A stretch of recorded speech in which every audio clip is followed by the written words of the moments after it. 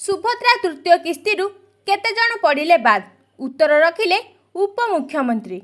हाँ आज्ञा, सुभद्रार तृतीय किस्तिरु बाद पड़िछंती 3,69,352 जण हिताधिकारी। एने आज विधानसभा विधायक गणेश्वर बेहेरा प्रश्न रे लिखित उत्तर रखिछंती उपमुख्यमंत्री प्रभाती परिडा।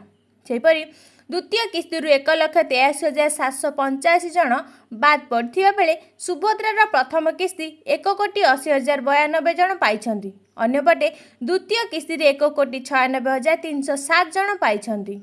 तृतीय किस्ति पाइछंती 96,96,955 जण। एथिरे मोट 1,09,87,894 जण आवेदन करथिले। सेपटे भुवनेश्वर निर्माण हेबाकु जाउची सुभद्रा शक्ति बजार। आगामी दिन में प्रत्येक जिले में सुभद्रा शक्ति बजार खोलिबो। एने विधानसभा आज लिखित उत्तर रखिछंती उपमुख्यमंत्री प्रभाती परिडा।